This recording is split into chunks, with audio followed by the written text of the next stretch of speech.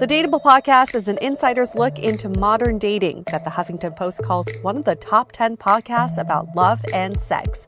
On each episode, we'll talk to real daters about everything from sex parties to sex droughts, date fails to diaper fetishes, and first moves to first loves. I'm your host, Yue Xu, former dating coach turned dating sociologist. You'll also hear from my co-host and producer, Julie Krafchick, as we explore this crazy dateable world. Hello, lovely people. Welcome to another episode of Dateable, a podcast that is all about modern dating and how we can navigate through modern dating together by dissecting people's motives, why they do the things they do, and why they say the things that they say when it comes to dating. And of course, our own motives. We got to take accountability for ourselves too. Part of personal development. It's more fun blaming other people though, of course, right? I think that's the first thing you do. It's fight or flight. So we go through phases. Dating is not supposed to be completely smooth sailing because we would have just all found our people by now, and dating apps would not exist. The dating industry would not exist, and rom-coms would certainly not exist. It makes the juice worth the squeeze, right? Oh, I just heard that the other day. I was like, it's kind of dirty because it's just so, I just visually see it and I almost feel it like it's the juice worth the squeeze. How hard are we squeezing? Speaking of squeezing, I had my first mammogram because once you turn 40, you start getting mammograms, Julie. This is what happens. I'm not sure if you knew that. I did not know that. I did not know that. I love how that is the transition to squeeze, not a sexual squeeze. But... No, this is a medical squeeze. So I went in for my mammogram. I don't know what you've heard about mammograms. I've always heard about how painful they are and how unenjoyable they are. So I went in thinking that I was going to scream or come out feeling traumatized. But it's fine. It's fine. There were a couple things that were weird. You do it standing up and they put these nipple covers on you. And you put your boob on a plate, basically. And the machine comes down and squeezes your boob from the top and from the side. And it's a squeeze, Julie. It's not a love tap. It's a squeeze. And it's pressure. And I don't know if I've ever felt that kind of pressure before. I mean, I like a little rough sex, but not like... I was like, that isn't your foreplay? The same as a mammogram? I mean, I would expect it not to be like, sensual when you're there. It's like a pap smear. That's not sensual. Well, with a pap smear, maybe it's just me, but I get wet right away. It's not that I'm turned on. It's just my body responds that way because it's protecting me to give me more lubrication. But your boob does not have like a natural way of responding to a squeeze other than you feeling the pain. So I thought that was a very novel experience, and now I have to do it every year. I guess I just have a lot to look forward to. I don't know what else to say from there, but I just can't believe that we are re-airing an episode for you all this week that we're super excited about. It was on Sandy Weiner's podcast. Julie, you're super excited every time for these. Are there degrees of super excitement? Is this super, super excited? Or are you like, I think I just don't like to ever favor one guest over another. Got it. So now that I've said it about some, I have to keep going. Got it. Okay. I get that I'm losing my credibility. So yeah, like the one day she doesn't say she's super excited, she probably hates. Then I hate you. Yeah, exactly. She's like, I fucking hated that episode. I know. I do have my all-time favorites, but it is hard for me to separate it in a little. And I just do love all of our guests so much. So it is coming from a genuine place. I'm not just saying it because I feel like I have to say it. I love Sandy Weiner. I loved her on our podcast. We did the communications episode with her. I feel like that episode is so useful. I had my boyfriend listen to the episode. Everyone needs to get on the same page about communication. But anyways, Yue and I were on Sandy's podcast, Last First Date. And we did this amazing episode with her all about, what's happened in the last year of dating. As you all know, dating, modern dating got flipped over and reversed again with COVID. And, with all these re-airing, we always re-listen to make sure that it's still relevant. And I feel like this one was even relevant pre now the surge again. But I'm so kind of just frustrated that we're back potentially heading back into COVID dating. I mean, I actually had to go get a COVID test yesterday. I found out I was exposed to someone that was vaccinated, but we were in a large group indoors. And I'm like, fuck, I can't believe I'm doing this again. Yep, we're back at it. And imagine, at least you were lucky enough to know that someone had it and you had that knowledge. Imagine how many other times that we've been exposed to it and we had no idea. Oh, totally. Hopefully we don't go back like 100% to COVID dating, but sadly more maybe relevant in this episode again than maybe it was even 2 weeks ago. So I'm glad we held on a little longer, right? But even if we go back to COVID dating, we all have our ring lights still, our webcams, our angles, our outfits. We're good. We got the Zoom makeup going. Yeah. Ready to go. We Not have our first mastered- rodeo. Nope, not our first rodeo. I know. But I am actually excited. I'm going to this. Well, in SF, they are starting something that all bars and a lot of dining too are requiring vaccination cards. Yeah. I'm going tonight to this like jazz club that always required it even before this. So gotta bring my vaccination card, get it ready. That's very classy of a jazz club. I would expect nothing less of a jazz club to require COVID vaccination cards. I think we can do the same in our personal lives. If you're having a gathering, if you're going on a date, I think it's totally fine to require your guests to show their vaccination card or a negative test. Well, yeah, you can do that too. You can do, I mean, they're saying you can still sit outside if you're not vaccinated, but to come indoors, it's either proof of a negative COVID test or vaccination card. But who's going to be getting COVID tests like every weekend? I mean, I guess people could. You never know. Maybe you can. There are no never lines know. anymore. You never know. Actually, there are lines. I was at Kaiser yesterday, and there was a long-ass line for COVID tests. So we're back. That's where the lines are. Everyone's getting their COVID tests. That's where the party is. Yep. Okay. Did you see the South Park special about the vaccine? Oh, no, you told me about it, but I haven't seen My it. God. It is the funniest thing ever. I might need to rewatch it this weekend just because it's relevant again. You know, they're like, this is the hottest club in town. They're not letting people in. And it's a Walgreens like pharmacy. And they're like only inviting the elderly in because this was like at the start of COVID vaccinations. And they're all the like elderly are like raging after. They're like, we're hitting the bar. We're having sex. Like we're doing all the stuff. Oh my gosh. But yeah, I think I think it was a good wake-up call this weekend because I, like many people, have a false sense of security again. Mm-hmm. And I remember, like, I was indoors. We were at a friend that was DJing. It was a lot of people, close quarters. And I'm reducing my bubble again. I'm going to keep it small.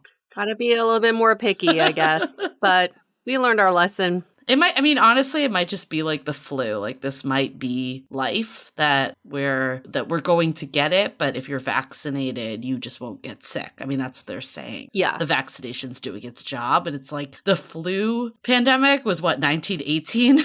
And we're still getting, it was? Yeah, we're like still getting the flu. It ended in the 20s. Which was the Roaring 20s. So now we're, doing the same thing. But we're still getting the flu vaccine today, and people are still getting the flu. Mm-hmm. And there are some people that die from the flu, but for the most part, people don't. So I feel like COVID might end up being like that, just always still circulating. And then just be responsible for yourself because you can't trust other people. That's what I've learned. I can't trust other people. At least I know I'm protected. I'm vaccinated. I'm wearing my mask. I'm doing the best I can.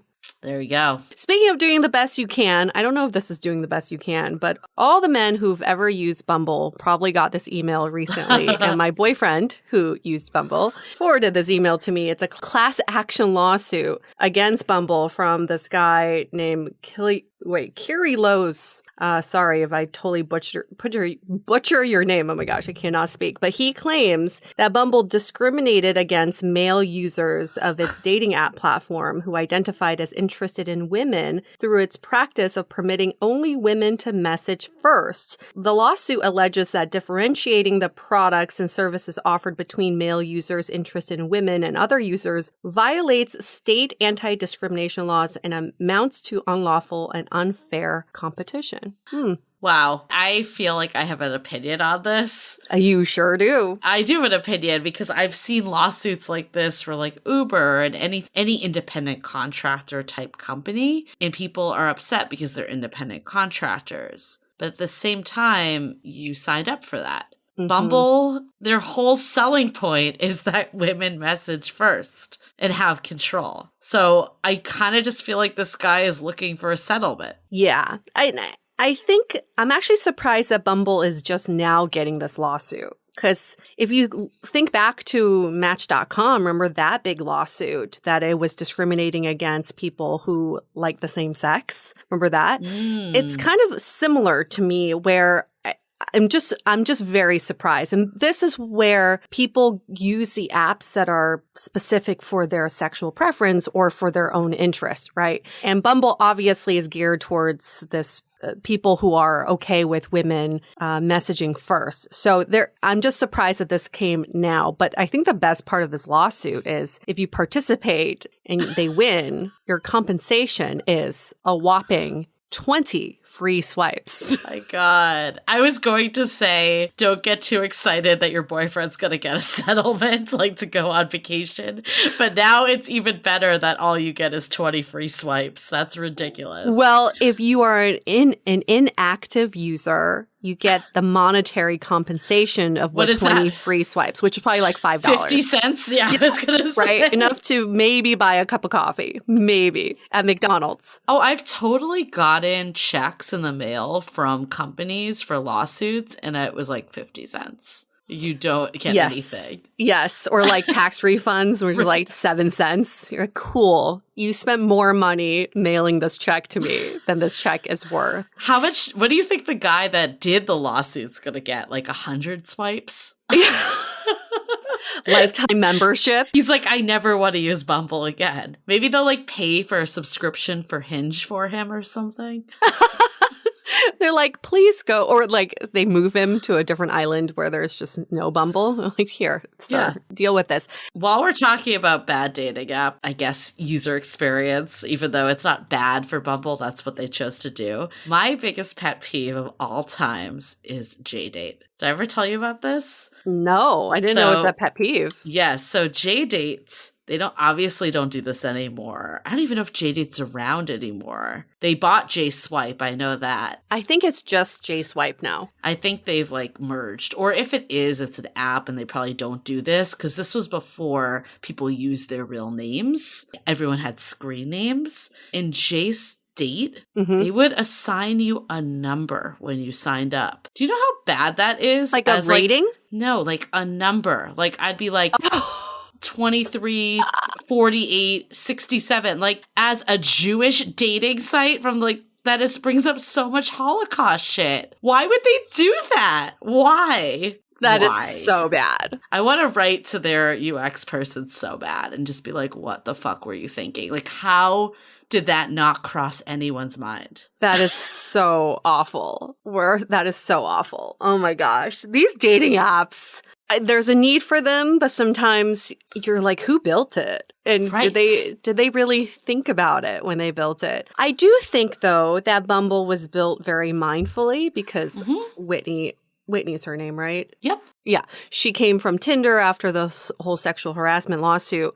But it is something that I didn't research into until today, where, you know, you and I have talked about if you are a woman seeking woman on Bumble, what happens? And it's just either person can message. But what if you're a man seeking man? Do you use Bumble? And if you use Bumble, does nothing happen because you can't message each other? I would be curious. I haven't heard that many gay men using Bumble. I really haven't. But maybe there are out there. So listeners, please correct us if we're wrong on that. It just doesn't seem like it comes up much in conversation. Isn't there one Chappie that's by the same people or something? Oh, is it? Yeah, I thought there was. I remember one of our past guests brought that up. Oh. But who knows? I mean, it could be possible. And I guess it would be the same behavior that just neither man can message ever. That's why no men use it. No gay men.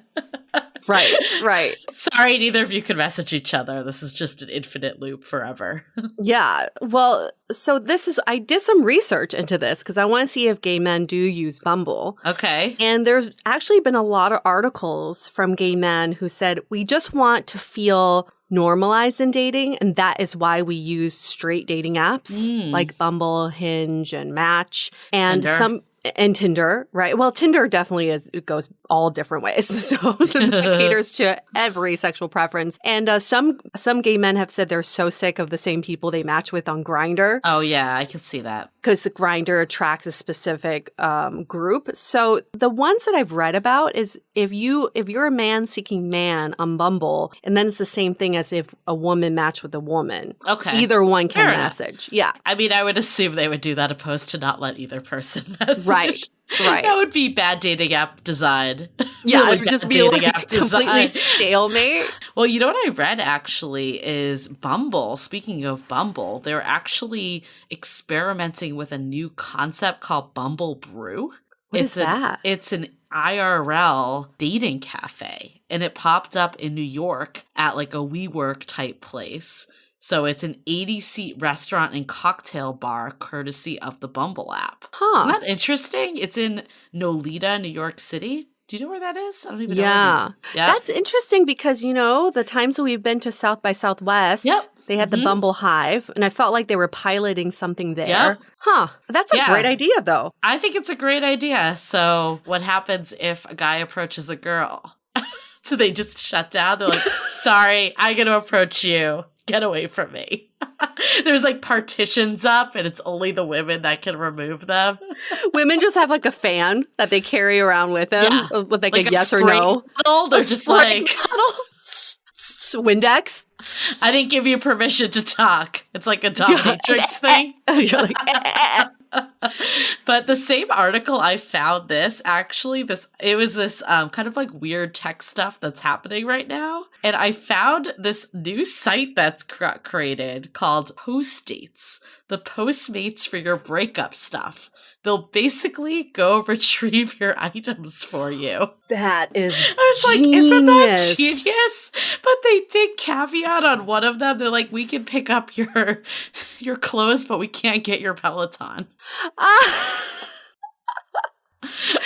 That is genius. I'm honestly shocked, though, for like a copyright reason, how they're able to get away with it with Postdates, because the logo looks so similar to Postmates. I'm going to look this up. Their whole selling point is the Postmates for your breakup. Unless it's made by Postmates, who knows? Oh, that looks just like Postmates. Exactly. Isn't that hilarious?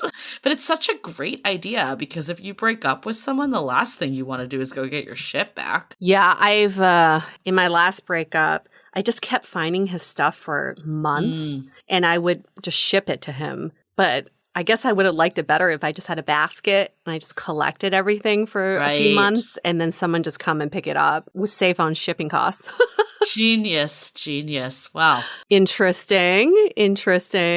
Okay. So yeah, lots of business ideas that are coming out of, I think during the pandemic, everyone was brewing. What is a good dating service or product I could make? Let's get to our question. There seems to be, with modern dating, things are changing all the time. So there seems to be a debate around what the dating terms mean and what the different statuses mean. So here's a question we've gotten a lot, which is, how do you know you're dating someone? What does dating actually mean? Back in the day, when I was in high school, we would say we were going out or we were talking. That used to be the language around it. But now I feel like we just resort to say we're dating. And we've also heard some of our friends say, oh yeah, this person I used to date. And it turns out they like went on one date or not even. Like, I don't know. That's what I was going to say. I'm like, when someone says they're dating, that means that they could be in a committed relationship. Yeah. Or it means they went on one date. It's really hard to know. Yeah.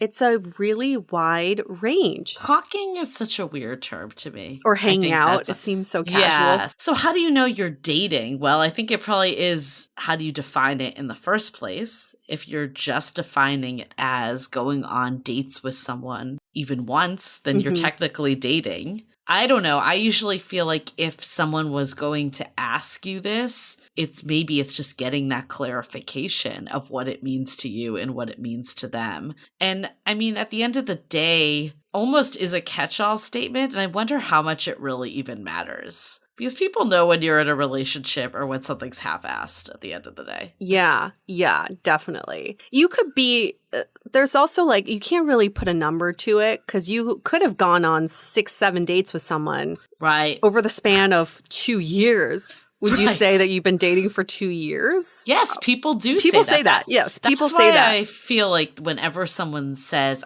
we've been dating for 3 months, 4 months, it's really hard to know what that really means. Yeah. I guess the root of this is how important is it to you?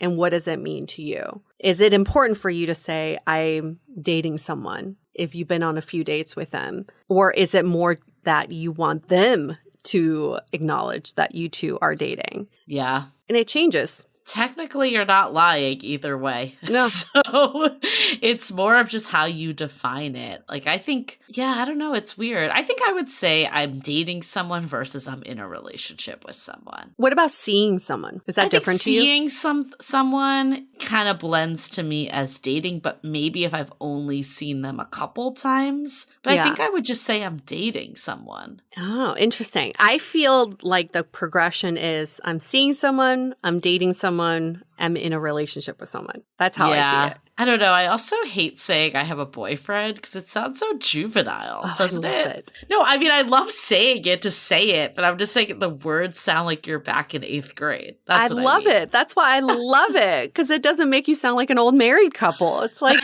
we're boyfriend, girlfriend. We're sneaking out of our parents' houses to hang out with each other. It's just funny to me because as you're almost 40 and you're like, I have a boyfriend, I have a girlfriend. It just sounds so ridiculous. Well, I also know 80-year-olds who have boyfriends, so spans all ages. But labels are so weird, right? You can say your partner. Yeah, I think deep down, everyone knows what their situation is. Whether you want to admit it or not is another story. Yeah. But deep down, when you're questioning things a lot, that's when there's a lot of uncertainty. And it doesn't really even matter if you're seeing someone or dating someone, it kind of is one and the same. Yeah. But if you were to quantify it, this is how I would quantify it in my head. It's date 1 through 5. You're seeing someone, you're getting to know them. And if you've been on 5 dates with someone with the potential of keep seeing them in a short amount of time, then I would say you can progress to we are dating. And then once you DTR or define whatever the relationship looks like, then you're in a relationship. That's how I would quantify it in my head. That's a pretty good rough estimate one. The only problem with it is when the timelines come in of number of months, like we were just saying. Yeah, it needs to be within a short time span for these 5 dates. It needs to be within a month and a half, I think. A month or 2. 2 months max. Yes. 2 months max. Yes. Anything more than 2 months, you're just barely seeing the person. But what about people who have really long virtual relationships? Ooh, this one's tricky because I still don't believe a date is a date until you've met in person. I know we've talked to some people that say, oh, I've been dating this person. And it turns out they only met once because they've been talking through virtual means for a couple months. I don't consider that dating someone. I consider that you went on one date with them. But that's just me. Yeah. I had a hard time with this because I went on dates with someone in real life, 3 to 5 dates, something like that. And then we were apart for many months and we kept in touch over Skype. But to me, it was hard to say that we were dating because we had just started. But we also weren't not dating. Right. So it gets tricky if the virtual part comes in the middle of it. Yeah, I mean, I think again, it goes back to it's a label. Yeah. And while labels are important in the sense that it puts you on the same page as someone, I think when there are all these like nuances, you kind of know if it's a thing or if it's not. Yeah. How about we just change the vocabulary to I met someone great. That's all you need to say. I like it. I think also I love the changing the vocabulary. I think I read this in a book somewhere. I'm not going to give myself credit. I forget where.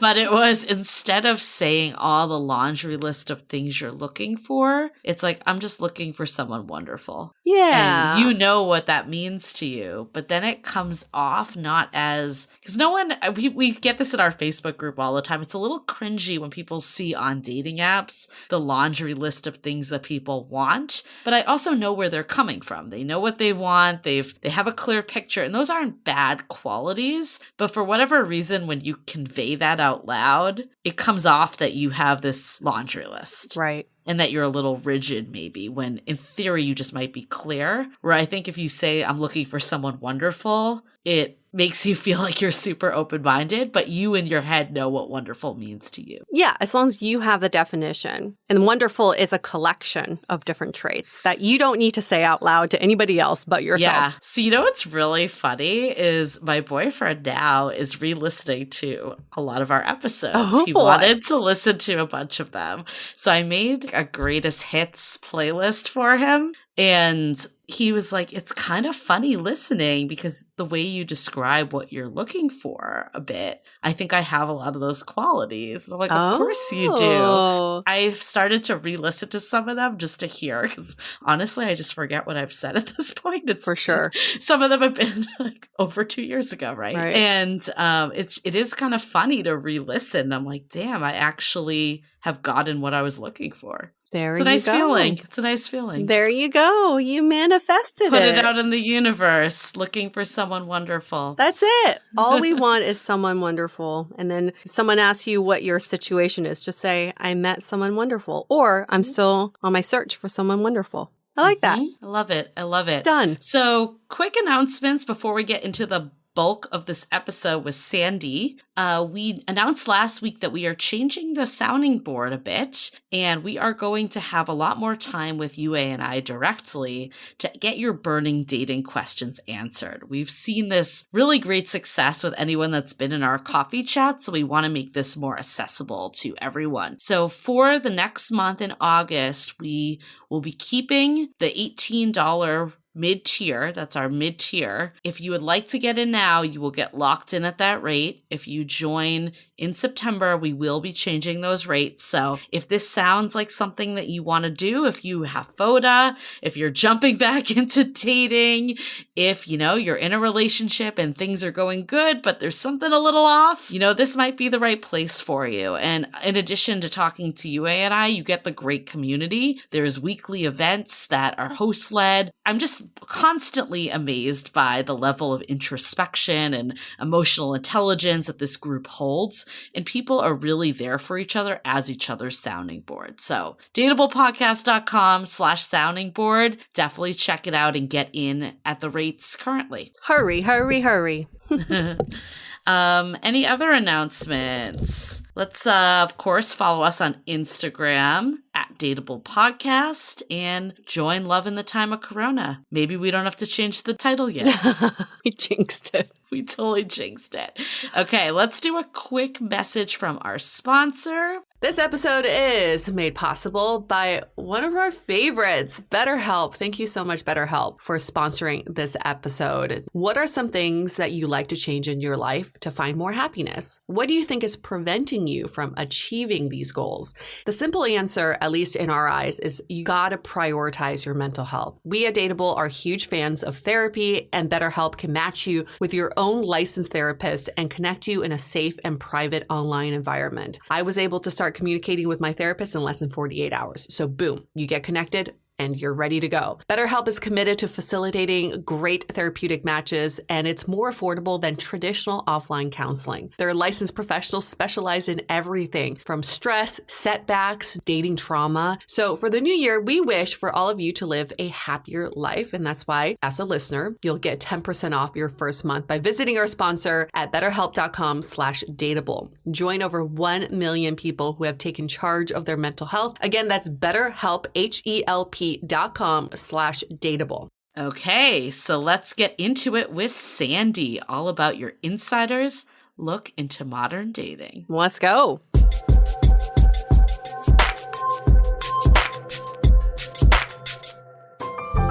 Welcome to Last First Date Radio, featuring interviews with experts in dating, relating, and mating in midlife.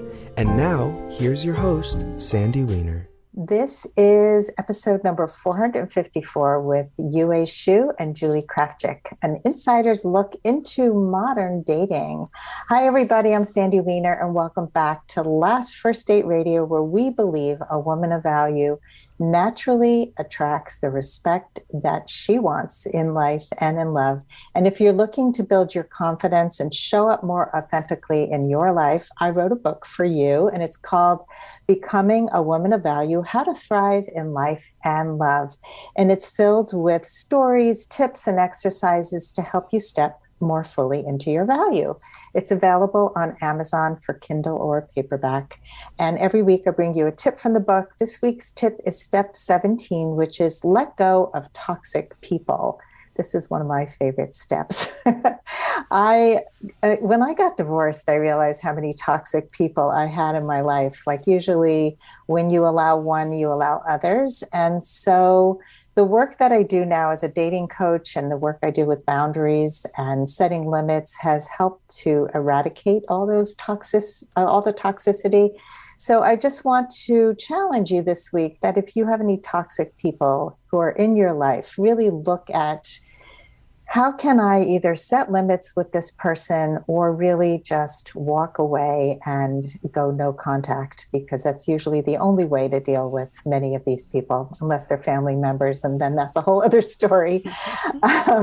Before I bring our guests on, I want to invite you to join our fantastic Facebook group. It's called Your Last First Date. And we are over 3,000 women strong. And this is a heavily moderated group.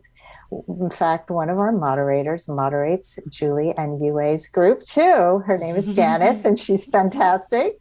And we both have similar groups, actually. We'll talk a little bit about the DATEABLE group because it's kind of in the same philosophy of being really open about how we look at dating, and we're interested in growth and forward movement, not in getting stuck in old rules. And if that appeals to you, I invite you to join us at Your Last First Date. And now for our fantastic guests. Yue and Julie are the hosts of DATEABLE. It's one of the top-rated podcasts about dating, love, and sex. They are active daters who turned dating sociologists, and they've talked to thousands of real-life daters and experts to explore modern dating culture. Why people date the way they do. Man, that's a good question.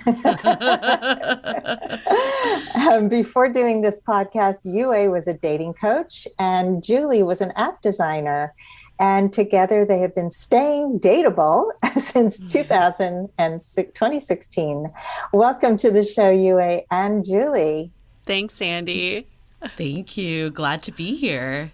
So excited to have you. I love listening to Dateable. It's one of my favorite podcasts to listen to as I'm walking. And I love the mix of guests that you have, that you balance having real life people with experts.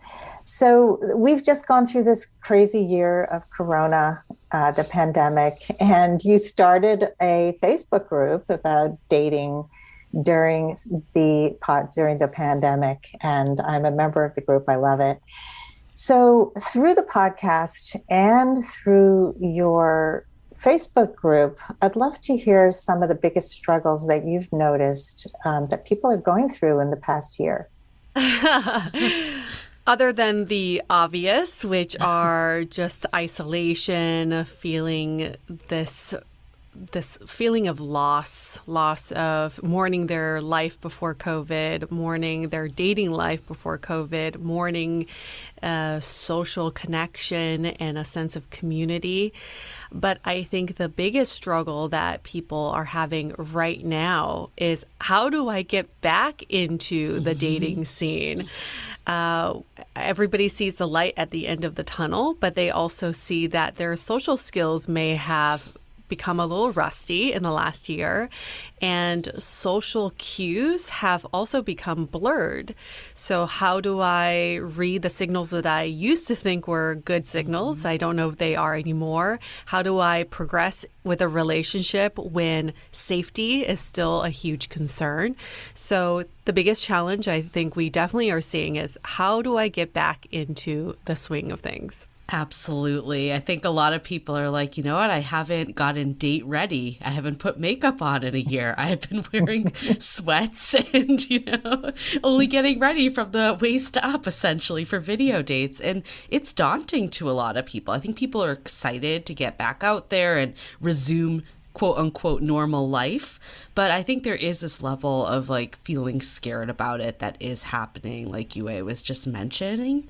The other thing that's interesting too is that like I think with a lot of, companies going remote and like reimagining like the future of work, this is causing a lot of people to like reevaluate like where they're living, how they want to live their lives. And I think that like uncertainty also kind of does play into your dating life, because I think if you're unsure of where you want to be, it can make dating a little more challenging when you're kind of like half in, half out and figuring things out.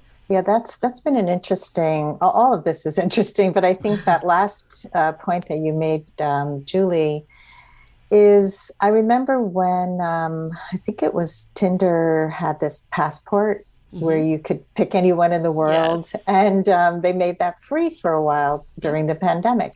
And I really thought that was a great idea, because many of us are not tethered to where we live. And I was just having a conversation this morning with someone who met somebody who lives a distance from her, and she's actually considering moving. And I thought, well, aren't you really connected to where you live? Your business is there. You have a child there. And she goes, no, I hate where I live. My child is miserable. I'd be happy to move. And so there are opportunities that have come up. And I think that if we can look at all of life as opportunity, I mean, yes, there are challenges, and we don't want to whitewash the challenges because they're big ones. We've had a lot of losses. But there are also hidden opportunities. So I love the idea that you can get up and move, but it also is like, okay, who am I? Where am I? I don't know what to do, right? It's a lot of identity things.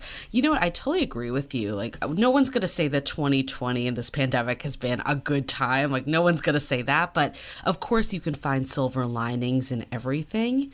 And I think one of the silver linings that we've seen is the community that we've established. And you're part of the Love in the Time of Corona group. And I think one of the things that I've loved about it is meeting people from all over and kind of getting out of like your bubble and seeing the different perspectives. I think people are always quick to blame where they live too for their dating problems. Oh, yeah. It's like that and the apps. Those are like the go-to, like, this is what's wrong. It has nothing to do with me. It's all about that. But then I think there's something kind of refreshing in a way that like everyone's having the same issues no matter where they live. I don't know. I know it's like not misery loves company, but at the same time, like it is kind of nice to say like, okay, this is a universal challenge. Like this might show up slightly different depending on where I live, but I'm not like alone in feeling like this, and it's not necessarily unique to my situation either. Yeah, I mean, I think challenges do a few things. They bring us together in many ways. We looked at what happened after the World Trade Towers fell and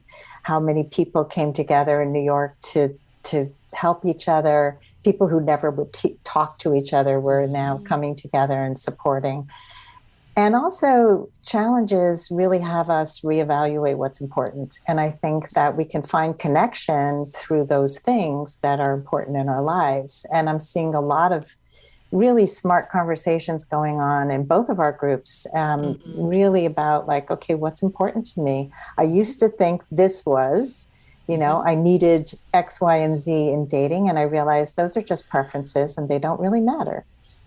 Have you seen any themes or trends of particular topics that people are having epiphanies about? I think in our group, people are having epiphanies about whether they want relationships or not. I think they first joined our group thinking that this is a group for relationship-minded people. And then they saw that there was just a diversity of people some are single, some are actually married, some are in relationships, some are not looking for marriage or relationships. So having this concentrated time in this last year, people they've had to face this question of, do I even want to be in a relationship?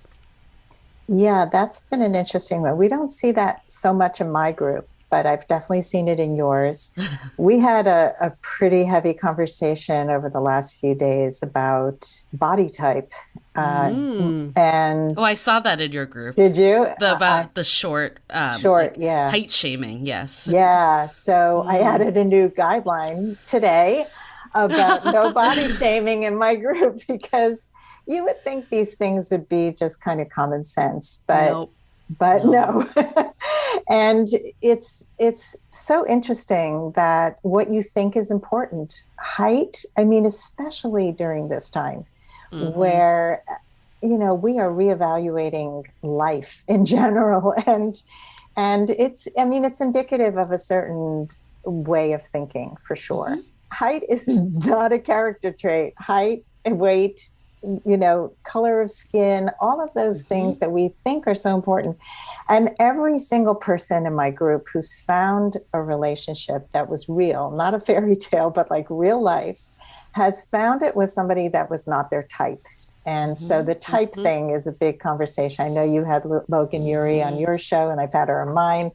And she talks a lot about this too. It's like this whole type conversation of they have to look a certain way, they have to have a certain income. And I know that you guys really like to open up conversations around this. So yeah, can you share any conversations you've had around any of those topics that have really been interesting and eye-opening? Well, Logan loves the term relation shopping versus relationshipping. And we really see that with modern dating has become so much about relation shopping. You go on the apps like it's Amazon and you're searching for based on criteria of things that don't really matter to you. But I think what is a really nice change right now, because unfortunately of everything that's happening around race in America today, it is opening up conversations and having people pause to question, why is this my type? Why have I been attracted to this? Or why has this particular person not been my type? And as a result of these, I would say, challenging conversations, people are opening up their filters because they honestly can't answer where their type even comes from. And we always like to say, you only know what you know. So your type is only the people you've met, people you have not had successful relationships with. So why not open up your parameters? So it's really exciting to see these conversations happen. Yeah, we're starting a movement, Date Without Hate, because there is so much going on, and that that applies clearly to all the racial injustices that are going on. But I think it also applies to, body image and height and like all this stuff that's out of people's control, essentially. And you're making snap judgments, not knowing this person whatsoever. And I mean, I think the pandemic, a lot of us have done the work. I think there's been, I would say there's probably two groups of people. There's people that have done the work, and there's people that have kind of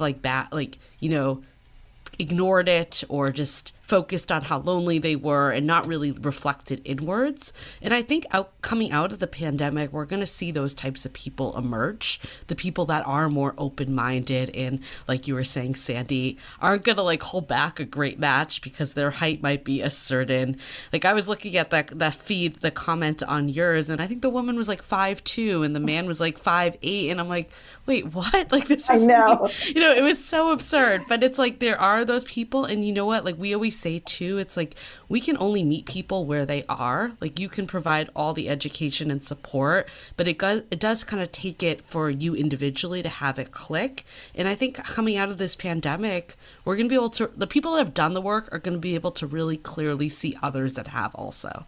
Yeah, somebody posted that Prince was 5'3".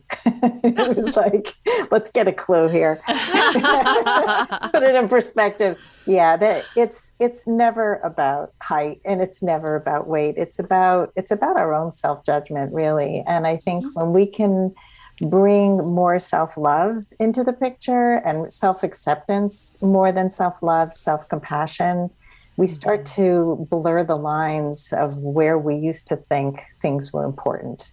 I mean, economics, I just finished reading Make the Move with John Berger, and he talks about dating across classes, that people used to think only, white collar can date white collar, and you have to have a college degree. If I have a college degree, that was one of the things as I started coaching was like, you look at people with a PhD as being smart. A lot of them are not, honestly. And you're overlooking all these people without college degrees who are brilliant. How many people have been successful entrepreneurs and have done amazing things without a college degree? And so we put these little parameters around people to help us stay safe and feel like we're going to get a guarantee somehow. That was another conversation that came up around a man has to love me more. What does that even mean, right? Well, I think this is the challenge, though, is I'm assuming a lot of your listeners, too, are kind of, in their 30s to 50s, probably. And I don't want to say, I don't know how old your listeners are, but I'm assuming they're not in their, young 20s. And, right. Or I'll say that again. I'm assuming they're not in their 20s. I don't want to say young. And I think we see this a lot with our audience too, of people that are what we call the two of us are elder millennials. We're on the cusp, and a lot of it is straddling the old advice that we've been given and old way of thinking with the new way of thinking. And there was a lot of, bad books out there that kind of confirm what you were just saying, marry someone that loves you more. I remember that in Sex of the City as a topic too. And it's hard to sometimes unravel these old ways of thinking, but I think we need to ask why. I mean, that's the whole premise of our podcast is ask why, then ask why again, and ask why a third time, because then you'll get to the root of what it actually is and why you're thinking that way. And is it something that you're thinking, or is it just because society and bad books told you to think that way? Oh, yeah. There's so many reasons we need to ask why. I love that. Ask why 3 times, because we don't even realize most of the time we have these beliefs or where they came from. We think they're true. When we stop and really interrogate the truth of our statements and our beliefs, we start to really see things very differently. Yeah, and I mean, to tie it back to your earlier example about the height, I think that there is actually a research technique with the 3 whys, because it does, when people first answer a question, it's kind of surface level. So I'm thinking about the height thing, because there was a period of time that I wanted someone that was 6 feet and above. I kind of went into that whole stereotype. And at first it was oh, I want to feel protected. And I thought that was how. Then if you take a layer deeper, you're I don't want to feel small, with this person. I don't want to feel big. I don't want this person to feel smaller than me. And then if you go a layer deeper, it's actually, I'm not happy with the way I'm feeling. It has nothing to do with this other person. So it's if you can kind of dissect it down, a lot of times we place blame on, we were saying, the dating apps, your location, other people, where it's all stems from yourself at the end of the day. Mm-hmm. Yeah, I love that example of really pulling it apart, because that's usually what we end up with. And the location, well, that is, there are no people where I live. Huh? But it is easy to blame your location, right? It's the easiest external factor. You can just say, well, there's no inventory, or there's just no good matches out there. But again, with the pandemic, I think people have realized that it has nothing to do with where they live and what they do or who they surround themselves with. We all had to face the music, which is ourselves, and really dig deep into why am I not happy with my love life, or what can I be doing better for myself? And so that's why these conversations are evolving into something that goes beyond the superficial requirements from pre-pandemic, or at least I hope it sticks. I think for some people it will stick, and for other people they'll just go right back. We're humans.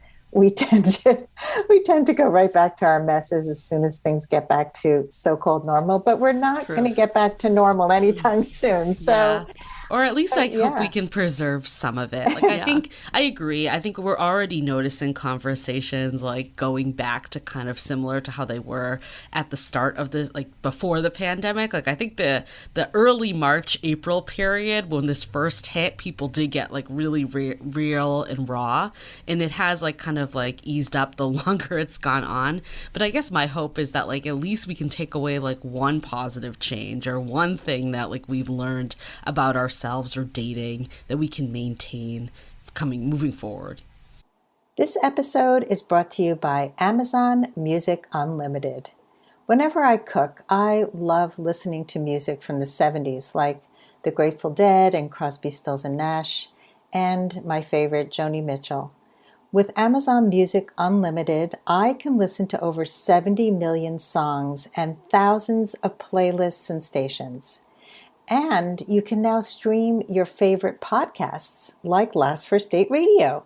You can listen to any song, anytime, anywhere, on any device, whether it's your smartphone or tablet, your PC or your Mac, Fire TV, and any Alexa-enabled device like the Amazon Echo.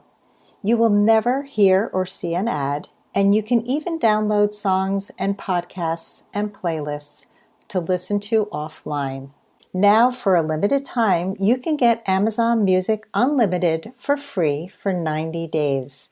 Just head on over to getamazonmusic.com/lastfirstdate to claim this offer. So, Julie, you're dating, correct? Mm-hmm. What's your biggest takeaway? What have you been applying? Yeah, I think the biggest thing for me is, being excited about dates again.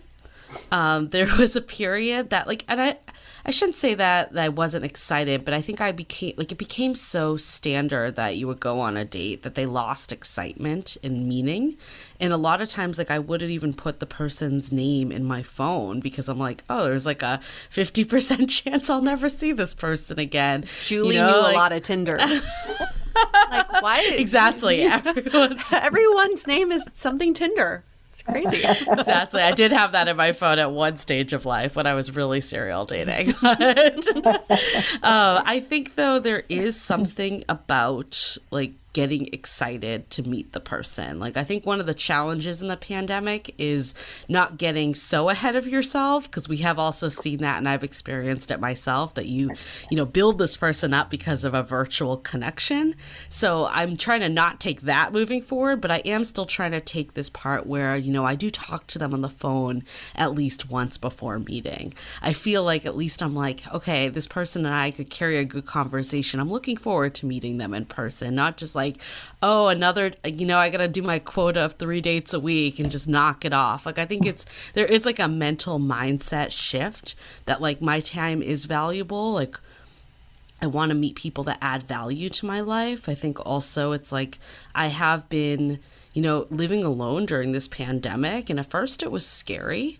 And it's become empowering to me that I'm I've been able to do this on my own. While maybe my goal in life isn't to be alone, if that ends up happening, it's not the worst thing in the world. I'm perfectly happy as is. And I think that mindset, it's allowing people to come in my life that add value and not just being with people to fill a Friday night. I can do that on my own. Yeah, adding value is huge. That's a big question. Is this person adding value? And if not, or making you feel good. I think that's one of the things that keeps coming up on our podcast, and what I've been really trying to apply to my dating life too is how do I feel around this person?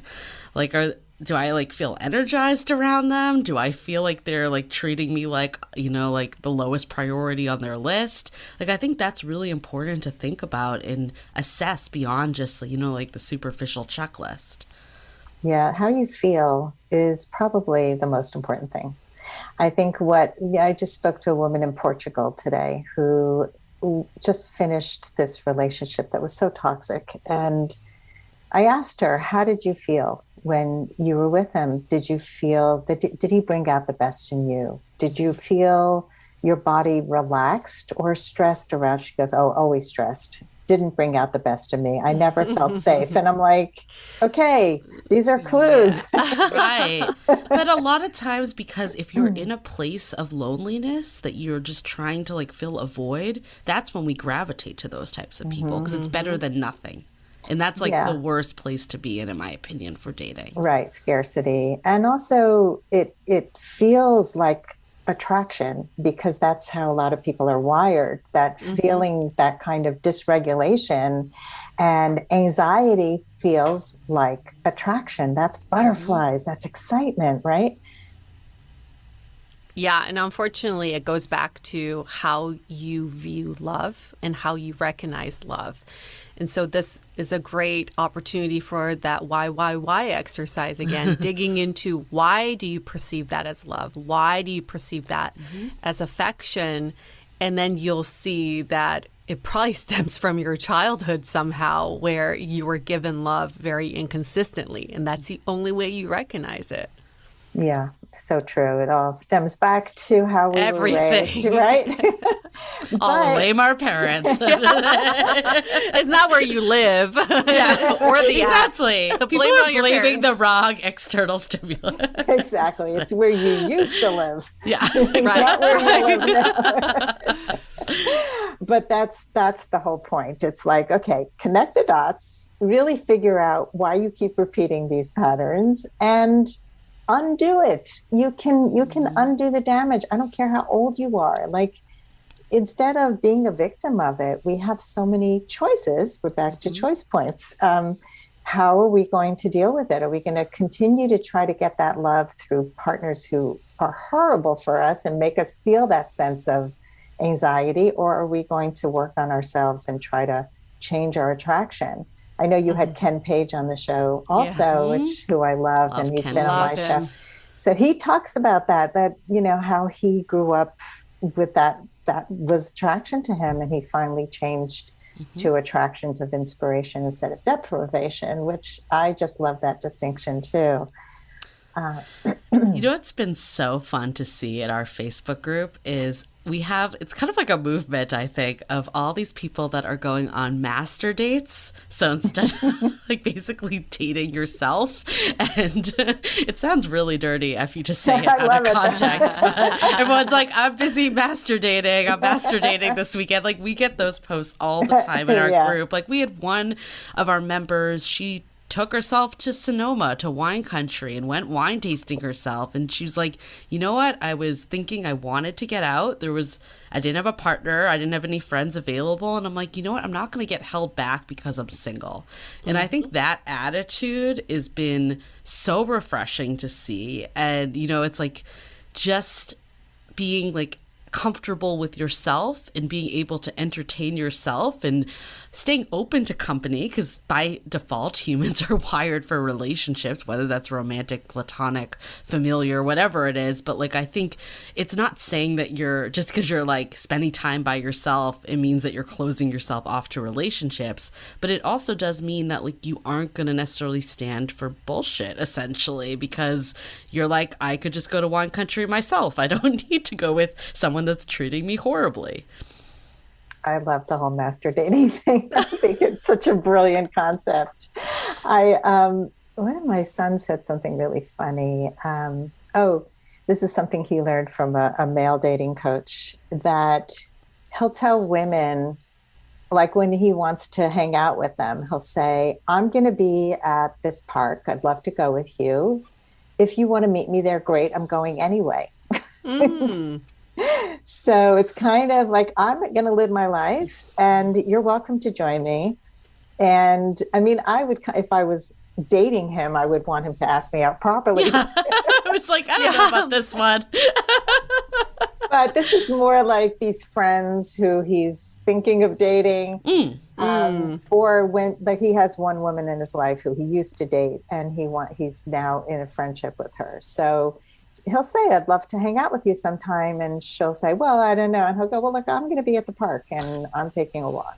Yeah, So, I like that. you know, it's sort of, I'm going to live my life and you're welcome to be part of it or not, but I'm not going to stop my life because you're not joining me. And I think that's that's important for all of us to take away, that we should continue to live a great life. And actually, this is usually when people find a partner, because they're out having a great time. They're Right. exuding joy and having fun. Yeah. So, what do we talk about now? There's so many questions. So some other trends that you've seen, like mistakes that people make in dating, especially now. What are some mistakes that you've seen? It's hard to identify mistakes because then we're saying there are rules that they've broken. We like to rephrase this as things that people should be more cautious of or just think twice about. So some of that would be, I think we're getting back into the whole swipe culture, where you're just swiping for vanity swipes, swiping for attention. And it gets us into a really dark place when we start doing this on the regular, because you start thinking that everyone is disposable and that if you don't match with this person, there's someone better out there. So just a way to navigate around that is, we always say, like, make your swiping activity an event. So you kind of treat it like it's sacred and give yourself a limit. You should only really be talking to 2 to 3 people at a time. Don't try to balance like 7 to 10 conversations, because you're not going to go deep with anybody. And give yourself a limit. Even if the apps are giving you endless matches or endless people to look at, maybe set a time limit. I'm only going to swipe for an hour. And then at the end of the hour, I'm done. I cannot swipe any longer. I think people are just often looking for a quick fix. Like, we hear people all the time being like, what can I do to my profile to, like, you know, bring all these matches in? And I do recognize that people have different levels. Like, some people don't get a match, like, ever. So I don't want to say that, like, it's not about your profile at all. Like, you obviously need to have a funnel of people coming in. But I do think that a lot of us are fixated on the wrong things. Like, we're so obsessed with, like, the first message we should send and, you know, like, having the perfect profile. And it actually causes us to hesitate and not actually be authentic and just make moves and have conversations. I'm like in the minority here, but like, I personally don't love these like really, you know, witty opening lines that I'm like, I have no idea how to respond to that, because now I feel pressure to become super witty myself. Like, just ask me how I'm doing. I don't mind if you ask me what my weekend is like. And I know some people hate that so much, and they're like, this random person doesn't care about my weekend. But that's how you would just talk if you met someone. And it does give you insight into like how they spend their time and their lifestyle. So I personally see nothing wrong with it, as long as like the conversation progresses. If it's just like, you know, that back and forth and it's not going anywhere, that's another sign. But I think so many people are putting weight on these things that really aren't important. And it's like preventing them from actually just interacting with people. Like, I think we talked about with Logan too, it's like the quicker you can get off apps, like in terms of messaging, whether that's like progressing to, you know, text, to video, to phone, or whatever, to even to in real life. Ideally, that's the goal of dating apps, is to meet in real life. I think the problem when people get so fixated on apps is that they never get out of that like messaging phase. Yeah. Oh, man. So I love both of your comments. I think that the whole swipe culture, I just saw something, it might have been on your Facebook group, about some of the biggest complaints in online dating. And one was, you know, it takes too long. You spend hours and feels like a job. Feels like a job. Right? Like, why are people? Yeah, don't make it feel like a job. Yeah, that's your decision. Set a timer. I've even had clients do like 20 minutes, set a timer, don't make it a job. And also your attitude going in, because, you know, I've helped clients reframe from, oh my God, this is like, you know, root canal, to to like find a better metaphor. So one of them chose like amusement park, you know, like I'm entering an amusement park and I don't know, you know, what the rides are going to be like, and I'm going to have fun, and some rides I won't go on and some I will go on. Right. And it's like, if you can reframe how you're approaching it, it makes such a difference. I mean, finding love and meeting people is supposed to be fun. Yeah. Like the hard part is when, like you have conflict that's like in a relationship. That should be the hard part. And that also, again, is the mindset you go in. If you don't think of conflict as, a pain point, that could also change how you view that. But the early stages of dating and just meeting new people should not feel like a job. Yet for whatever reason it is, it's like completely made people, want to grill people on dates. Like that date, I mean, I've been on that date. It is not fun to be on a date where someone is, unleashing all their emotional baggage and grilling you to make sure that you're not going to hurt them. Like, who wants to do that for date one? Like, let's just have fun. And I don't know, for whatever reason, that seems like a foreign concept to a lot of people. Yeah. I mean, I think So people love to know the last page of the book before they open the book. Yeah. Tell me And how it's going to end. I get it to some degree. It's like you don't want to like waste your time. You don't want to like go for unavailable people. I think emotionally unavailable is like the biggest buzzword right now. But at the same time, it's like you need to just get to know the person. Like I remember in our group, we had someone share like a line that she uses before she even like talks to the men that she was engaging with. And it was basically like, how did they contribute to the breakup of their last relationship? Mm-hmm. And one of the guys in the group was like, because she was like, oh, I use it to like test to see if they're self-aware and they're acknowledging, their own, how they contributed. One of the guys was like, I don't even know you. I'm not going to like tell you the truth anyways. Like, and that doesn't sound like fun. You don't sound like a fun date. Yeah, like I had someone ask me like what my 5-year plan was. I'm like, I don't know. Like, are we on an interview? Like, what's going on? Right. And it goes back to that relation shopping mindset. People feel like they have to make these really educated, informed decisions, like when they've shopped for a car or shop for a house. But shopping for love is not the same. You have to go with your gut feeling and intuition, and we forget to tap into our guts and our heart for that. We are all constantly looking for more information that, in the grand scheme of things, 10 years from now, it doesn't even matter. It doesn't even matter. If you're running assessments in your head, you're not present. And people can feel that. And then it doesn't matter if you want to go out with them a second time, they probably won't want to go out with you. So it's like, it's kind of like, let's do the calculations once there's actually a foundation even there. Yeah, it's really true. And I have to admit that I've used similar lines before I got to be a smarter dater. I mean, I was really interested in seeing if people took responsibility in their lives. And so I would ask it more like, what did you learn about yourself? What did you learn from your last relationship? It wasn't quite the, tell me how you take responsibility.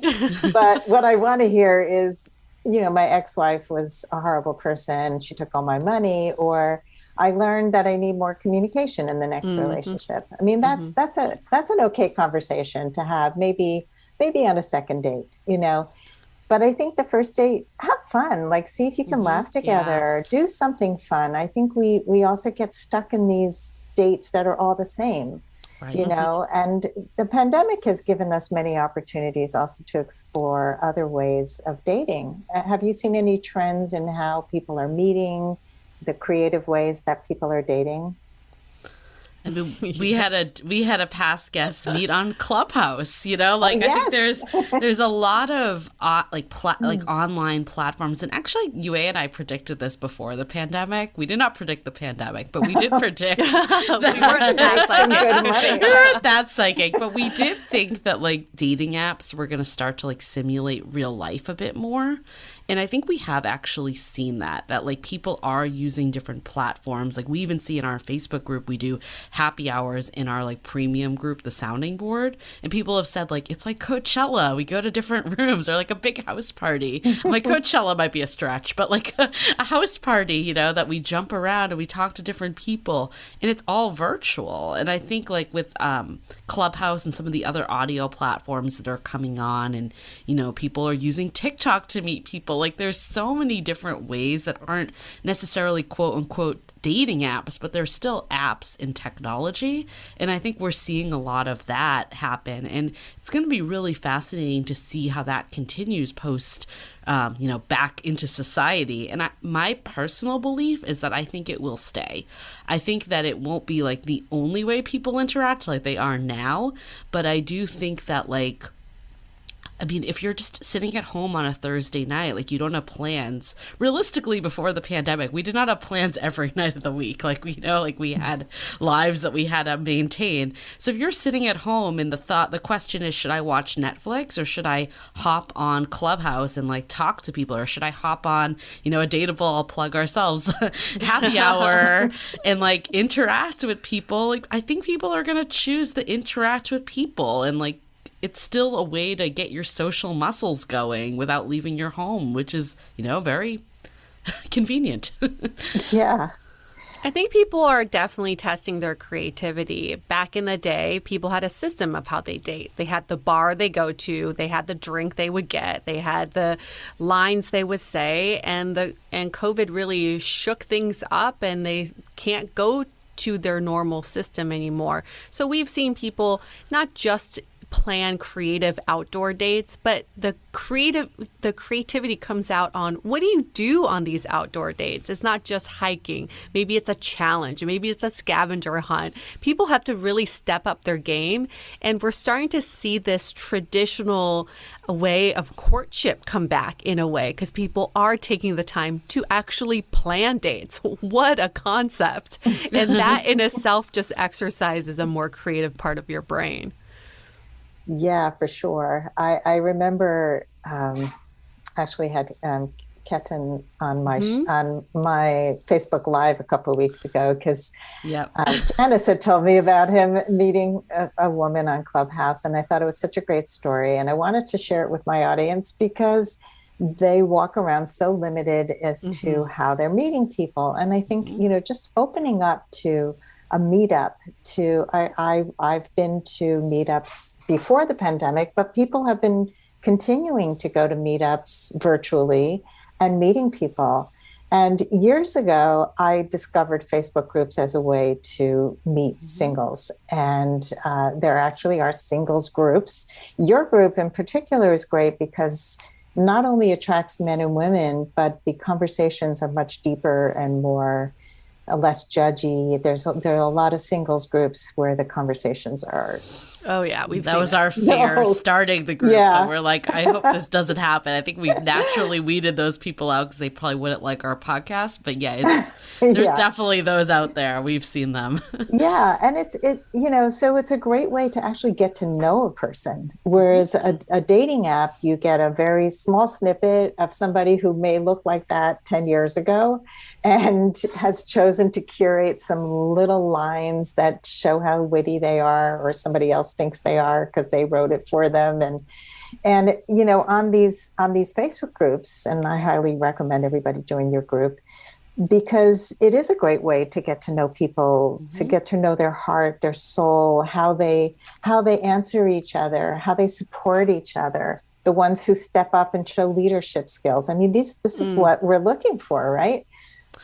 I mean, I admit that before our Facebook group, I was never like a big Facebook group user. I was in some, but I was more of a lurker. I very rarely posted. I didn't really engage or get to know anyone. And I have just been blown away by the people in our group. And I mean, I know I have a little bit of a bias because I am the person that runs the group, but we have heard this from people that don't run the group, that are in the group too, that they feel like they've a lot of them have met up with each other, even if it's not romantic, just to we had this one person post the best post. She was like, I'm getting ready for this date.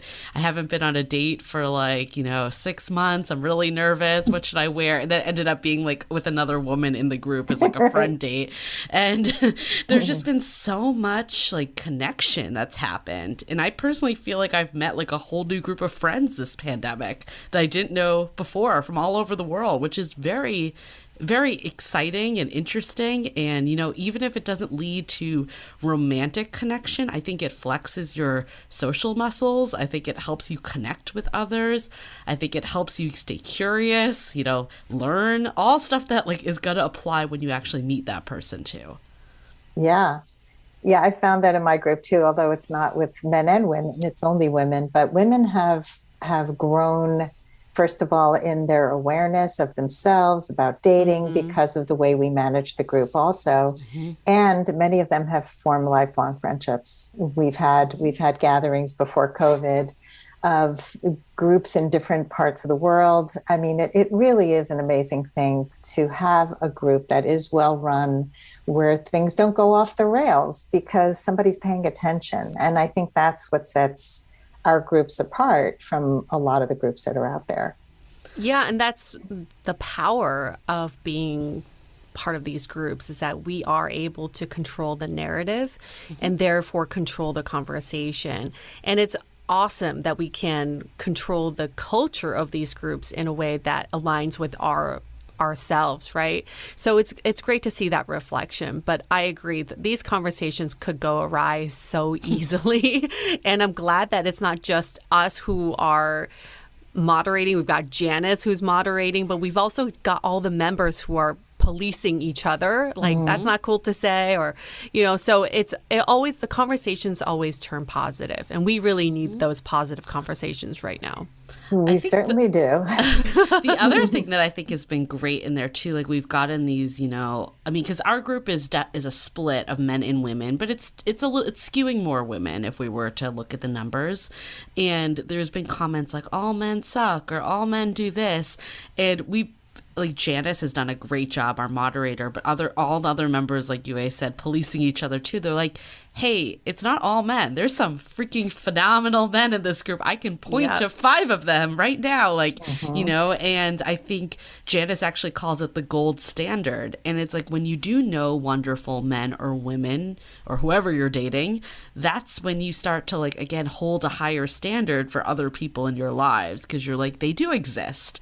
It's not that, you know, it's an urban myth that this person is out there. I can put a name to a face, and I know the way that, you know, quality people of value speak and interact with people and have relationships. And then you can hold yourself to that standard.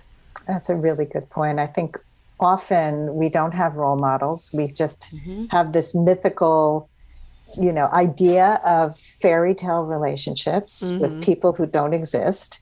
Or we have terrible experiences with people who treat us poorly and who are Neanderthals, and, you know, it's like we just, and people don't give each other a chance either. You know, dating is a lot of judgment. It's quick judgments, quick assessments. And if we could just slow down, and I think the pandemic has helped us with this a bit, you know, it's taken hookups and all that stuff. All the booty calls are changed during the pandemic. And I think we've learned also what's important to us in terms of setting boundaries and safety. And, you know, I think that a lot of people are just reassessing all of those things. So I have a question about anything that surprised you that you learned since starting the podcast. Any surprises? Oh, since starting the podcast. Yeah. I don't even know where we start. There's probably been so many surprises. My biggest surprise is how much our content has evolved and where it is today. We truly started the podcast as a funny dating stories podcast. We just want to hear what people are going through. And now we are in a place where we're providing a space and a platform for everyone to tell us their different perspectives on how they view dating and how they navigate the dating scene and relationships.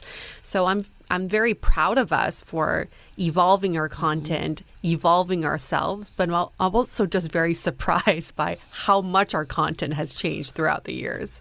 Yeah, I mean, we did an episode about toxic masculinity. We've touched dating with depression. Like, those are topics that I don't think you and I ever planned on covering. I would have been like, what does that even mean? Like, how does that relate to dating? And I think I think that's the point, though, is it's like dating and relationships, especially dating, it shines such a mirror on yourself. And I think what I'm surprised by is how much of it is, on your own self. Like, you clearly need to get into relationships to relate to others too. So it can't just be all self-work or, that's going to just be, you living in a fantasy land by yourself. And if that's not your end goal, then, you do need to like bring another person into the equation.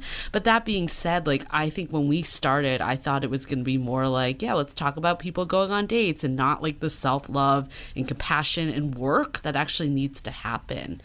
I think the biggest surprise, to me, is how many similarities there are between different groups of people.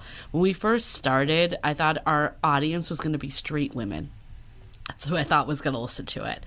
And the amount of, straight men, gay men, other like LGBTQ plus like community members, like how they all relate. Like at the end of the day, no matter what we're going through, we can find similarities with other people's experiences, even if the experience doesn't line up 100% to us. And I think that to me has been incredible. Like we did a podcast about, puppy play, and to hear someone like come back and is like, oh, I actually like realize like a revelation that I don't want to like, yuck someone's yum anymore. And, like all the stuff that you're like, you wouldn't have walked into thinking that you would get like a really important takeaway from puppy play. So it's like, that's what I think has been the most interesting to me.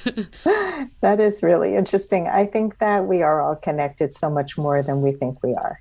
Absolutely. And I mean, my audience is women over 40. And I have men, and I have married people, and I have gay people, and I have all people too. And I think because love is universal, emotions are universal, and the topics are universal. So I love how you started as one thing and ended up broadening so much and reaching so many people and getting so much great press. You really have achieved something amazing. And I think you're genuine. Both of you just really are authentic and genuine and curious. And I think that is really one of the appeals for me, that you bring such a variety of people and the conversations are always interesting and real. Thank you. It takes one to know one. So Yeah. right back at you, Sandy. Oh, thank you.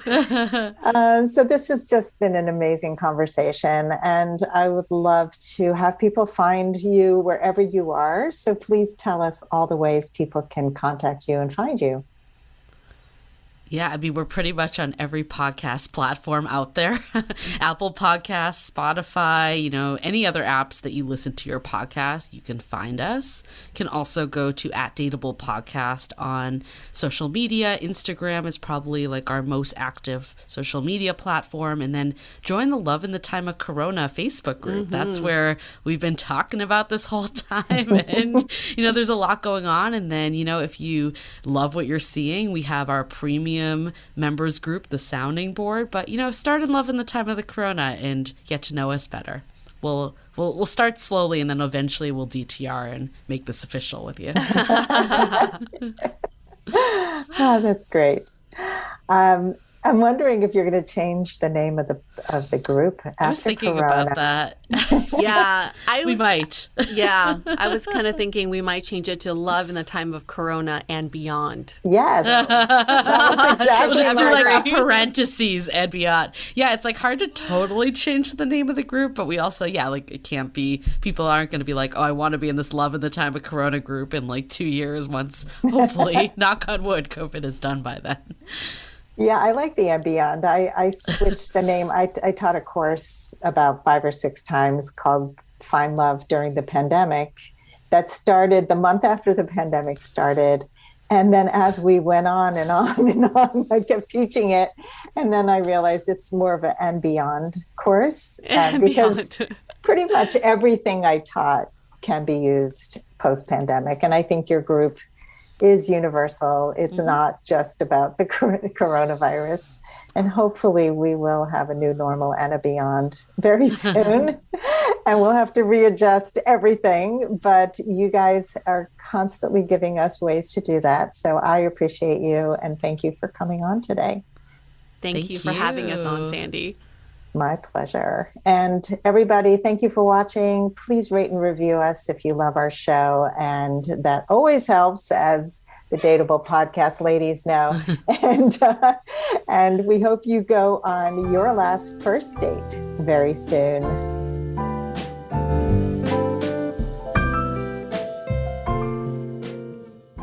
The Dateable podcast is part of the Frolic Podcast Network. Find more podcasts you'll love at frolic.media/podcasts. Want to continue the conversation? First, follow us on Instagram, Facebook, and Twitter with the handle @Dateable Podcast. Tag us in any post with the hashtag #StayDateable, and trust us, we look at all of those posts. Then head over to our website, dateablepodcast.com. There you'll find all the episodes, as well as articles, videos, and our coaching service with vetted industry experts. You can also find our premium Why series, where we dissect, analyze, and offer solutions to some of the most common dating conundrums. We're also downloadable for free on Spotify, Apple Podcasts, Google Play, Overcast, Stitcher Radio, and other podcast platforms. Your feedback is valuable to us, so don't forget to leave us a review. And most importantly, remember to stay dateable.